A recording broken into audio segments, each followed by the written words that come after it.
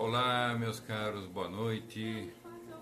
Com a música de Tom Jobim, com a Elis Regina, Águas de Março, hoje dia 1º de março de 2018. Iniciamos o nosso Despertar Federalista nesta quinta-feira, 21 horas. Se nós vamos até as 21h30 ou vamos passar um pouquinho, só dependerá de você. Tudo bem, Meire? Seja bem-vinda, boa noite. Hoje nós vamos falar sobre... Agora é oficial, né? TSE decidiu, tudo bem, Janusz, né? Pronunciando. Som e imagem ok, maravilha. Coceira no nariz diz que é sinal de dinheiro, né? Eu assim espero. Muito bem. Então, hoje nós vamos falar sobre a decisão do TSE, que eu já sabia, né, que iria ser isso mesmo, e já há muito tempo, e vários de nós lá do Convergência sabíamos disso também, que nós veríamos o TSE proclamar, né, que farão 5% das 600 mil urnas no Brasil com impressoras acopladas. Nossa Senhora, puxa vida. A ideia realmente é passar por cima de qualquer vontade dos pagadores da conta, né? É você, eu e todo o povo brasileiro, né? Todo o povo brasileiro. Então, nós devemos agir. Né? Nós já estamos agindo, na verdade, lá pelo Convergências. Tudo bem, Márcio? Seja bem-vindo. Com diversas ações. Né? Não só pelo Convergência, mas também com outras entidades, né, com as quais nós temos relações, enfim.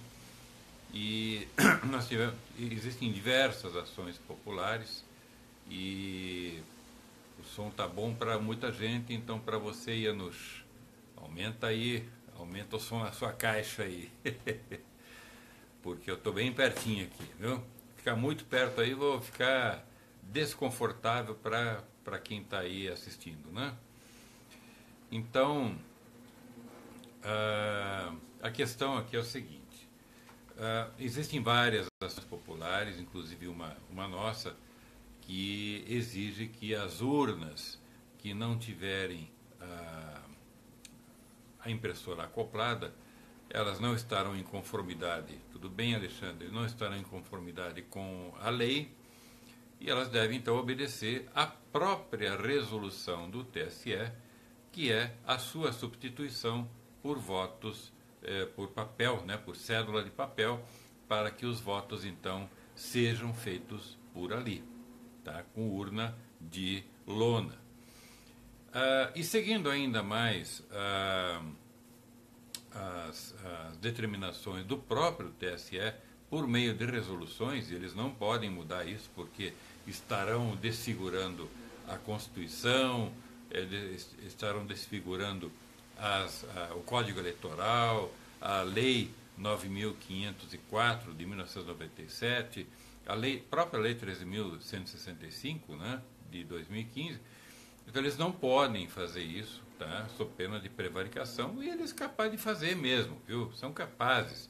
E eu ainda não li essa resolução que saiu hoje aí, sabe? Então, a ideia, meus caros, é dar suporte agora para essas ações populares, divulgar bastante, está tudo lá no site do Convergências. Eu estou aqui no Movimento Federalista falando de federalismo e tudo mais, mas como nós, Movimento Federalista, pertencemos, né, integramos ao Convergências, né, e eu sou o coordenador, então é uma coincidência, então nós temos que falar, evidentemente, dessa grande preocupação, talvez uma das maiores preocupações hoje, que é o desarmamento que o governo e as oligarquias pretendem fazer, que é retirar o seu direito de voto limpo, do seu direito de voto transparente, do seu direito de voto seguro, do seu direito de voto auditável e recontável. Tá? E isso é um direito inalienável, é direito constitucional. E nós não vamos abrir mão disso. Tá? Tudo bem, Antônio da Silva? Obrigado, TK 2018. Podemos falar sobre isso também, vamos ver o que vai acontecer ainda. Né? Então nós não vamos abrir mão disso, podem ter certeza. Tá?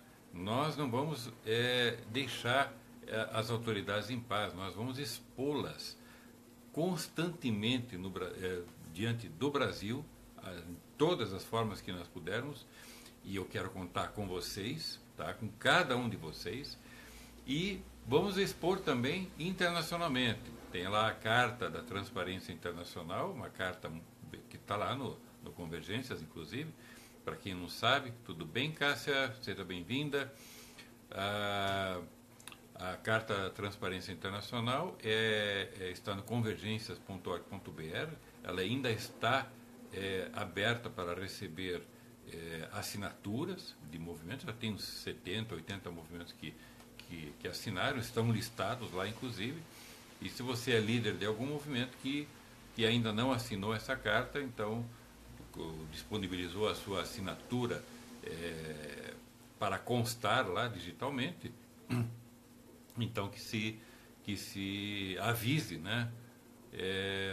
Cristina, tá todo mundo ouvindo, deve ser problema aí no seu aparelho, tá? Se tiver todo mundo reclamando, aí eu vou tentar providenciar aí alguma coisa, mas está todo mundo ouvindo, né? Dá uma olhadinha no seu aparelho por aí. Então, nós temos que agir de diversas formas. Então, tem essas ações populares, tem a exposição diante do povo e a exposição das autoridades diante do setor internacional, diante da imprensa, diante de transparência internacional, diante dos organismos.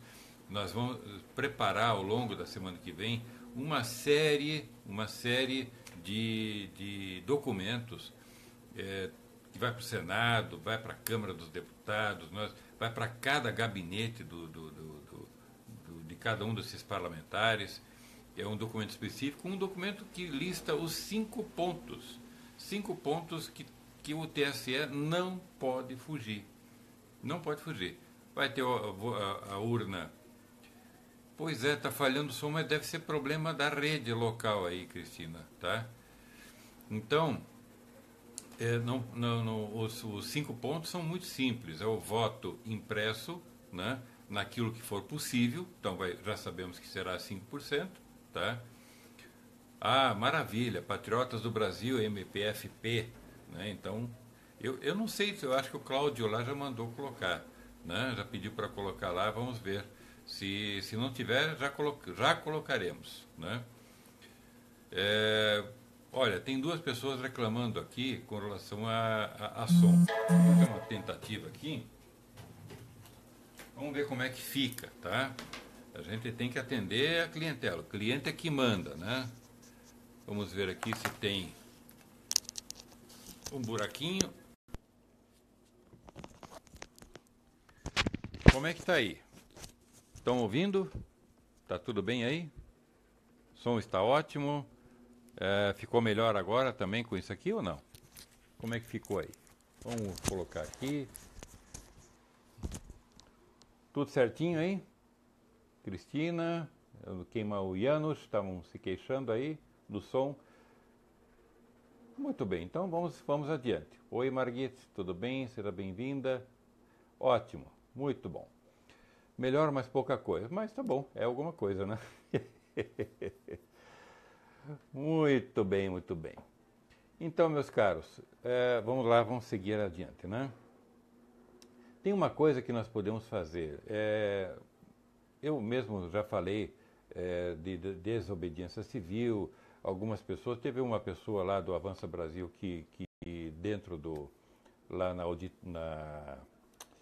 audiência pública, né, também falou em uma eventual desobediência civil e estamos absolutamente corretos com essa tese, né, com essa desobediência civil, e nós estamos sim lá pelo Convergência dispostos a tocar, né? É uma tese que já vem sendo defendida há bastante tempo, né, por outros pensadores, filósofos, o próprio Olavo de Carvalho, né, falou sobre isso também.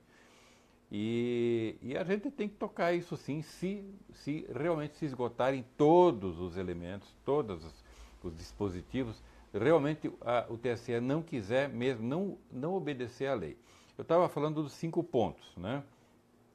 Primeiro ponto, o voto impresso independente da quantidade, né? Segundo ponto, o voto na cédula de papel em todas as urnas que não tiverem a impressora acoplada. Terceiro ponto, o escrutínio público, né? O escrutínio tem que ser feito ali na própria sessão eleitoral, tá? É público, então tem que ser contado voto a voto, tá? Quarto ponto, a emissão do boletim, e tudo isso está previsto exatamente nas resoluções, inclusive a emissão do boletim, né?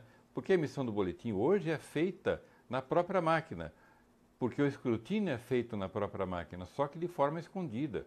E isso é ilegal, é inconstitucional e, além disso, é imoral, né?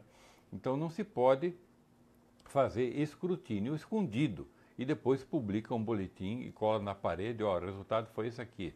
Isso é brincadeira, palhaçada, né? Tem que parar com esse tipo de situação. Então, e o quinto ponto é o envio dos dados, né?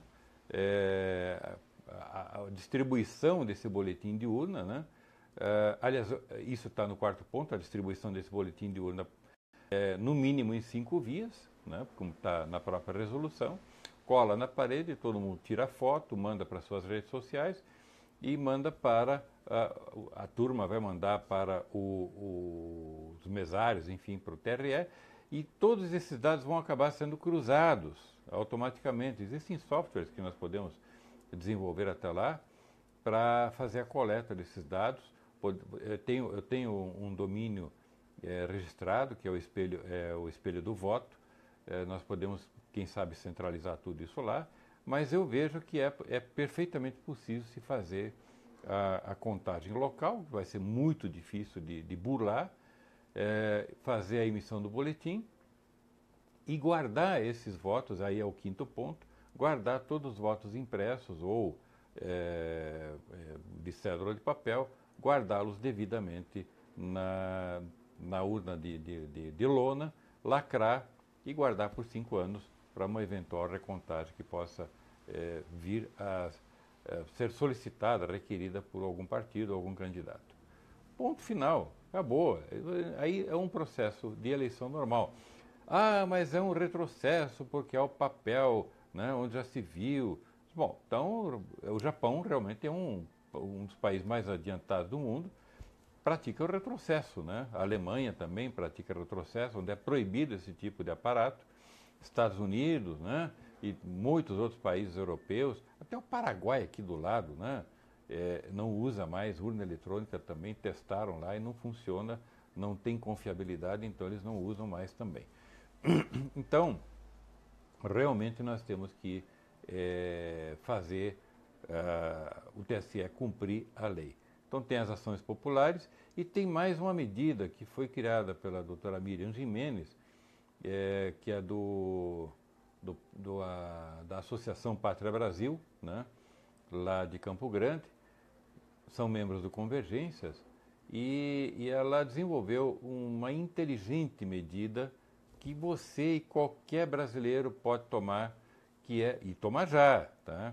Entra no site do Convergências, baixa o documento, que é uma petição que o cidadão pode fazer, tá? Você vai achar lá no meio das notícias, está bem fácil, peticionamento que o cidadão pode fazer diretamente ao juiz eleitoral. Não precisa de advogado, não tem custo, não precisa reconhecer firma, não vai gastar 1 centavo, tá? Talvez 10 centavos com a xerox do documento. Tem lá as instruções, o modelo, preencher e mandar, protocolar na zona eleitoral. Esse é o seu único trabalho, sabe? Mas eu fico imaginando se tiver 1 milhão, 2 milhões, 5 milhões desses requerimentos, dessas petições. E isso cria um fato extraordinário na política, né, e no confronto da população em relação às suas autoridades, porque a petição é muito simples. Ela requer ao juiz para dar informações sobre como é que vai ser o escrutínio, tá? Com base no artigo 37 da Constituição, etc. Está tudo prontinho lá, né? E aí o juiz vai ter que responder. Se o juiz disser, não, a gente tem que seguir a resolução do TSE, não sei o quê, papapá, as resoluções, né? Ele vai citar outras lá relacionadas ao escrutínio da urna eletrônica, ou deixar dúbio, ou não responder, mandado de segurança em cima. E aí a equipe da doutora Jimenez e outros advogados vão estar a postos, ela já tem isso preparado, mandado de segurança, pau, não tem jeito, tá? E aí nós vamos realmente cercar o TSE muito mais ainda, com um ativismo judicial jamais visto no planeta, tá? Jamais visto no planeta. Então, 21 horas e 16 minutos, né? Então nós podemos fazer isso e vamos fazer isso, tá? Eu estou preparando uma correspondência também, vai ser enviada para todos os parlamentares, vai ser enviada para todas as assembleias legislativas do país, para todas as OABs e para a Confederação Federal, né, para o Conselho Federal da OAB, e vai ser enviado para todas as entidades associativas, empresariais, etc. Vai dar um trabalho desgraçado, mas temos que fazer isso, sabe? E exigir, né, com isso, conclamar a essas lideranças empresariais, lideranças sindicais, lideranças políticas, intelectuais, artistas, enfim, todo mundo, o que você souber também, passe para frente, vamos realmente levantar a população. Está difícil de sair às ruas, eu não acredito muito em sair mais com milhões às ruas, por diversos motivos, tudo bem, Ana Cláudia? Então, tá aí, ó, a Ana Cláudia também se declarou incompetente. Realmente ele é um incompetente mesmo. Tudo bem, Ana Cláudia, seja bem-vinda. Isso é incompetência, né? Dar uma resposta e dizer que se declarou incompetente. Mandar de segurança em cima, né? A doutora Jimenez vai nos orientar exatamente como fazer. É importante que você envie esse documento, né, para o endereço lá do Convergências, né, que é o contato@convergências.org.br, tá bem? Ou pode enviar direto para mim no meu zap, né? Então, meus caros, é isso que nós temos que fazer, tá? Não podemos nos entregar de jeito nenhum, tá? De jeito nenhum, porque se a gente se entregar dessa vez, aí acabou. Aí pode carimbar o passaporte, viu? Hashtag passaporte, tá? Então, isso que eu e a doutora Miriam falamos, incompetente. Exatamente. É isso aí, tá bom?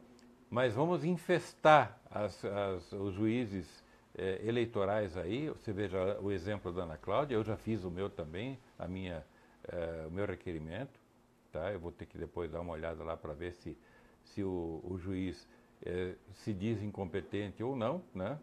E aí a gente vai ver o que está acontecendo, né? Mas vamos infestar a justiça eleitoral com milhões de requerimentos, milhões de requerimentos. Basta simplesmente você fazer o seu, como a Ana Cláudia fez, como várias pessoas fizeram, como eu fiz também, tá bem? Bom, 21 horas e 19 minutos, temos aí 12,7 milhões, né, de desempregados, tá? O que fazer para zerar essa tragédia? Todo mundo já sabe, né, que o PIB cresceu 1% o ano passado e muito por conta da agricultura. Mas as respostas, a reação, as reações desse crescimento demoram mesmo, né? A agricultura, ela sempre salvou o Brasil, né? Parece que o Brasil está sendo mantido até nessa situação, até pelos, como o Brizola dizia, né, os interesses internacionais, né? E nisso parece que ele tinha um pouco de razão, porque, embora eu não seja brisolista, pera lá, né? Mas, infelizmente, é isso mesmo. Parece que o Brasil tem que se manter como celeiro do mundo e não pode se desenvolver em outras coisas. É uma coisa, teoria da conspiração à parte, nós temos que fazer a nossa parte, né? Então, como é que a gente faz para zerar essa conta? É claro que zerar, não existe 0% de desemprego em nenhum lugar do mundo, até onde eu sei, né? Eu sei que existem países aí como a Austrália, como a Nova Zelândia, talvez alguns outros da Ásia, pedindo empregos, pedindo pessoas para irem trabalhar nesses países em empregos específicos, né? Inclusive o meu filho, piloto comercial formado, né, está trabalhando aí como mensageiro num hotel, porque não tem emprego. Não tem emprego de piloto no Brasil, né? Ele e mais 3 pilotos, jovens pilotos, estão trabalhando de mensageiro em hotel, juntando dinheiro para ir embora, né? Que vão embora para os Estados Unidos, para a Austrália ou para outros países asiáticos também. O meu filho, o Henry, estava me informando que só na Ásia já existe uma falta de 220 mil pilotos, né? Então imagina, e aqui no Brasil, com 4 companhias aéreas, está sobrando piloto, com 2, 3 mil horas de voo, já está difícil de se empregar, só se tiver um QI, aí consegue alguma coisinha, consegue entrar. Então, meus caros, o negócio está muito grave, um país desse tamanho, rico do jeito que nós somos, né? Uma situação absurda dessa. Então, como zerar essa conta? É preciso redimensionar o ambiente econômico, é preciso redimensionar a federação como um todo, porque para redimensionar o ambiente econômico, que é onde as empresas vão poder atuar, é preciso redimensionar a burocracia e a tributação. Tá? Sem essas duas coisas, o trabalhismo também, né? Uma reforma trabalhista que permita que cada estado faça a sua legislação trabalhista, né? E o sistema, a burocracia, é preciso que o estado todo, né? Ou seja, a federação seja uma reforma absolutamente grande, tá? Vamos colocar dessa forma, onde o poder político, administrativo, tributário, judiciário, fique nos estados, legislativo, fique nos estados, e muita coisa disso fique nas cidades. O Márcio Grachick está falando da descentralização dos impostos. Não, Márcio, não é descentralização. Tudo bem, Verônica? Seja bem-vinda. Você é esposa do meu querido amigo Nelson. Seja muito bem-vinda. Um abraço para o Nelson aí também, que deve estar nos assistindo, né? Não é descentralização dos impostos, meus caros, tá? É cada estado gerar os seus impostos. Márcio, é isso aí. Cada estado gerar os seus impostos. Então, o nosso sistema tributário, o sistema tributário que nós estamos propondo, é retirar todos os impostos de todas as etapas, de todas as cadeias de produção. Então, o que significa isso? Significa que quando você vai fazer um móvel, por exemplo, tá, uma cadeira, uma mesa, e existem vários insumos, né? Tudo bem, Alex? Seja bem-vindo. Existem vários insumos. Tem lá madeira, tem prego, tem parafuso, tem as peças de conexão, tem plástico, tem revestimento, tem tinta, enfim, tem uma série de insumos. Tudo bem, Marilda? Seja bem-vinda. Que fazem com que se forme aquela mesa ou aquela cadeira. Imagina um carro, né? Quantas etapas, né? Quantos insumos tem, e cada um desses insumos precisa de uma outra cadeia produtiva atrás desse insumo. Então, o fornecedor de parafuso, ele tem uma outra cadeia produtiva atrás dele, até a fonte, que é o minério de ferro. O fornecedor de madeira tem uma outra cadeia produtiva. Não importa se são 2 ou 3 etapas, né?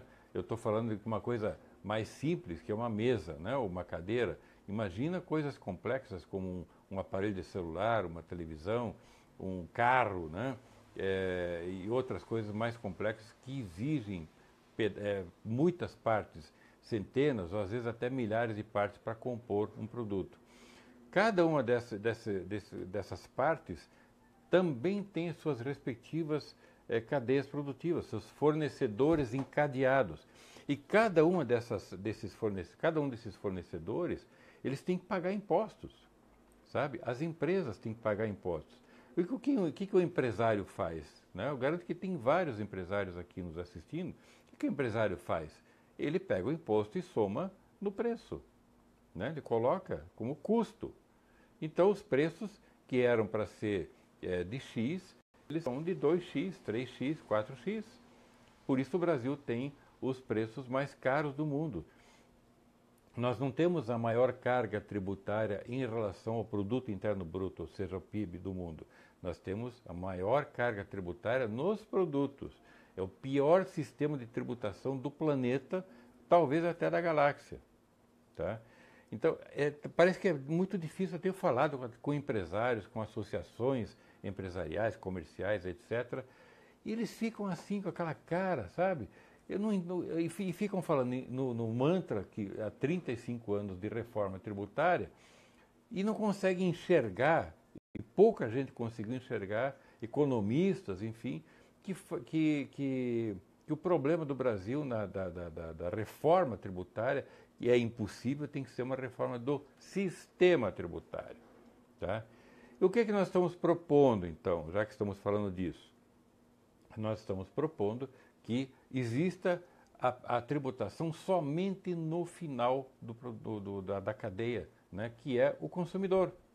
Tá? Então, um produto é fabricado por diversos fabricantes e fornecedores, etc. Ninguém paga imposto nessas etapas. Tá? O produto chega ao varejista, ao comerciante, né? E o comerciante, então, ele vai cobrar o preço do produto e o imposto à parte. Estamos inventando alguma coisa? Não. Na Europa é assim, nos Estados Unidos, no Japão, todos esses países que estão na frente, né, no primeiro mundo, com produtos mais baratos e melhores do que os nossos, em termos de qualidade, esses produtos eles estão livres dessa cadeia, dessa tributação da cadeia produtiva. Ou seja, nós tributamos a produção. Isso é uma estupidez, sabe? Não tem cabimento um negócio desse. Mas é esse modelo que também gera uma burocracia estonteante, um custo de arrecadação estonteante e uma estonteante corrupção. Tá? Eu nem falei de regulamentações ainda também, nem sei se eu vou falar hoje. Tá? Então vejam, meus caros, as coisas são muito simples, não precisa ser um grande economista, não precisa ser um grande estudioso, né, para saber como é que funciona o Brasil, como é que deveria funcionar o Brasil. É só pegar o ponto certo. E este é o ponto certo. E eu não vejo ninguém, há 30 anos que nós estamos defendendo o modelo federalista, eu não vejo ninguém propondo o que nós estamos propondo em termos tributários. Não tem ninguém. Se fala em reforma, em simplificação tributária. Gente, eles querem reformar as coisas de maneira a não mexer no queijo deles. Aí não dá, sabe? Porque nós vamos continuar pagando a conta uma conta gigantesca, uma conta nababesca, né? Uma conta dos privilégios de tanta gente. Aí não dá. Isso é uma forma de empobrecer a população, tá? Então é uma coisa simples. Isso deveria ser dito aos 4 cantos. Os candidatos à presidência da República deveriam estar falando nisso. E falando em candidatura, peraí, vamos terminar esse tema aqui, senão acabam perdendo esse tema e entrando em outro, né? Então, vocês podem imaginar que, saindo essa tributação toda das cadeias, das etapas e das cadeias de produção, e tributando somente o consumo, que seja 20%, 22%, 25%, vai sair muito mais barato. Eu vou dar um exemplo. Hoje um produto que custa R$10 e é vendido a R$22, R$23, R$25, por causa dos impostos, ele vai custar Com a nova tributação, R$ 12. Estou falando em 20%, que é uma tributação grande. Tá? Nos Estados Unidos, a tributação sobre o consumo final, em cada estado, é de coisa de 3%, 5%, 7%, dependendo do estado. Eu estou falando aqui de 20%, 22%, 25%. Por quê? Porque o nosso sistema tributário é um pouco diferente do que os Estados Unidos têm. Né? É tributação no consumo, no final? Sim. Mas a ideia é que estes impostos sejam redivididos, né? Divididos automaticamente, entre a alíquota determinada pelo município, a alíquota determinada pelo Estado e a alíquota determinada pela União naquele tipo de produto. Simples assim. Tá? E em 48 horas o dinheiro está na conta das três entidades, das 3 esferas de governo. É muito simples. Isso elimina custos, né? O custo vai cair para 2%, 3%, 5%, sabe? Quer dizer, 10% que seja, com a gestão da apuração em cada uma dessas 3 esferas, e acabou, sabe? Então vai ter uma fiscalização? Vai, claro que vai ter. As 3 entidades, as 3 esferas de governo vão querer fazer fiscalização por amostragem, coisa e tal. Não vai ter mais nota fiscal, vai acabar a nota fiscal, ou seja, os impostos declaratórios têm que botar um fim nisso. Vai ter nota de compra, tá? A nota de compra é para a pessoa que quiser, não vai ter uma nota de compra de uma bala, de uma caixa de fósforo, mas de um celular, de uma TV, de um carro, enfim, tá? O Márcio está colocando alguns exemplos interessantes, o Alex também, enfim, o pessoal vai lendo, vai acompanhando aí, né? Então, esta é a razão pela qual os produtos lá fora custam mais caro, e esta é uma das razões pelas quais existe contrabando. Né? Quando um amigo seu vai para o Paraguai ou vai para Miami, olha, traz tal coisa para mim. É ridículo um negócio desse. A gente faz isso porque quer pagar mais barato. Não estou dizendo que a pessoa é ridícula, estou dizendo que o nosso sistema que é ridículo, sabe? E o indivíduo, né, o brasileiro, enfim, a pessoa, o ser humano, ele tem direito de querer o melhor para si, sabe? Então ele vai dentro da chamada teoria dos vasos comunicantes, né? Os preços são mais baixos aqui, nessa parte, e aqui mais alto. Onde é que ele vai? Ele veio para cá. Aqui é a tabela né? A superfície onde o consumidor escorrega. O que nós temos que fazer? Fazer isso aqui. Aí o consumidor ele vai optar pelo produto brasileiro. Tá? Simples assim. Até, quem sabe, até um pouquinho mais barato. Ele vem para o produto brasileiro. Nós temos plenas condições de produzir ótimos produtos a preços muito competitivos, mas tem que mudar isso tudo. Tá? É claro que existem os outros problemas de infraestrutura, questões de falta de mão de obra qualificada. Em 12 milhões e 700 mil desempregados, tem muita gente qualificada desempregada? Tem, tá? Porque realmente está faltando emprego. Mas quando o Brasil passa a crescer 3 ou 4%, começa a faltar mão de obra qualificada. E aí é um problema. Tá? Só que como o Brasil sempre está dando voos de galinha, né? Ou seja, aquela coisa de que dura 2, 3, 4 anos, depois se esborracha, né? Tem gente que fala que o governo Lula foi maravilhoso porque cresceu 7% e todo mundo tinha emprego e não sei o quê. Mas foi um voo de galinha, foi provocado isso. Quer pagar quanto? Né? Combinou com os bancos, criou o parcelamento de 70, 80, 90 parcelas para comprar qualquer coisa e endividou todo mundo. Né? Quer dizer, criou um período de sonho de verão e que está todo mundo se esborrachando. 85% das famílias brasileiras estão endividadas, né? Com juros, com carnê, com cartão de crédito, com financiamento, com tudo. O cara que comprou um carro em 60, 72 parcelas, né? Quando ele está pagando o terceiro ano, o carro está velho, já vale menos da metade. Então, sabe, com esses juros, né, que o cara paga 2, 3 carros, sabe? Quer dizer, é um troço absurdo, não funciona.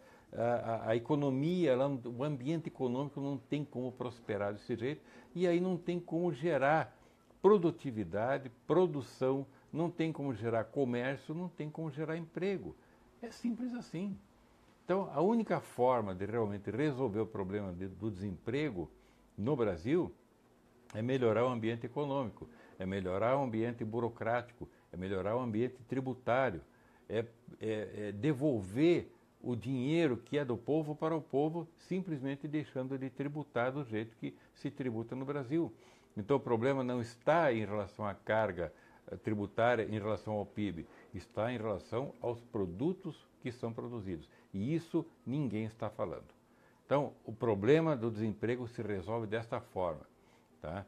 Digamos que nós chegamos ao governo, à presidência da República, assumimos, as primeiras coisas que a gente vai fazer é flexibilizar uma série de regras para que o mercado comece a funcionar rapidamente.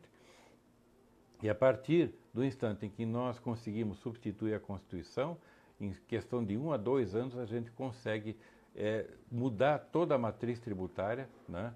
E os produtos vão começar a ficar tão baratos que vai ter mais gente investindo, vai ter gente competindo, vai ter gente comprando, vai ter... Nossa, vai ser uma loucura realmente, né? Vamos ter problemas de crescimento. E o Brasil realmente vai poder crescer a 10, 12, 15% ao ano por alguns anos. Depois vai diminuir, naturalmente as coisas vão se acomodando e vai começar a ficar em torno de 7, 6, 5% e vai caindo aos poucos até ficar em 2, 3%, que é o crescimento, 4% que é o crescimento médio de um país, depois de uns 20 anos mais ou menos, um país já mais consolidado, uma economia mais madura, né? Então é isso, meus caros, tem solução, mas é preciso fazer a lição de casa, tá? Não adianta só trocar de pessoas no governo e que vão fazer isso, vão fazer assado, vão resolver problemas éticos e morais, enfim, se não acabar com a matriz dos problemas brasileiros, que é realmente o modelo de Estado que nós temos, os privilégios garantidos pela Constituição, né? E tem gente que não consegue entender isso, né? Porque fica atacando a reforma trabalhista que foi feita, que é uma reforma importante que foi feita neste governo atual, para dar uma flexibilizada, que eu chamo de alívio da pressão, né? Então os governantes sabem muito bem, não, peraí, a coisa vai explodir, nós vamos perder tudo, então alivia a pressão aqui, vamos fazer essa reforma aqui, fazer a reforma ali, parar com o crescimento do gasto público aqui, ali, coisa e tal. Vamos tomar essas providências para poder dar uma aliviada, né? Nossa, 21 horas e 38 minutos. Dá uma aliviada na pressão e continua as coisas, né? Todo mundo garantido nos seus privilégios, os juízes com seus carrões, né? Com seus motoristas, com seus puxadores de cadeira, né?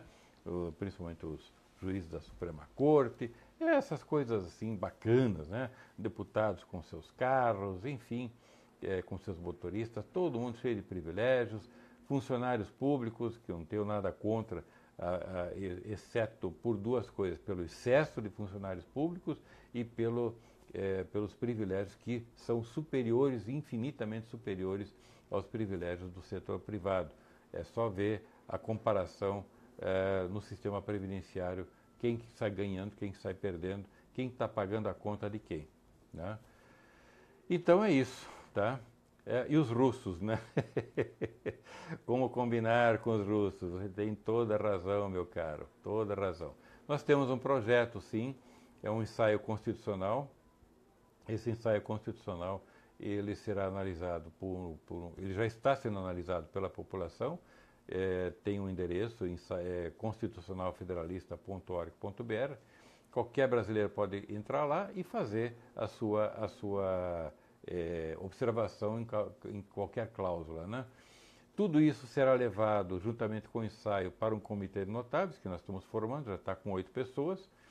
E esse comitê de notáveis, então, vai ter umas 15, 18 pessoas no máximo, vai analisar e sistematizar e consolidar um texto final para ser oferecido ao povo brasileiro por meio de um candidato à presidência da República.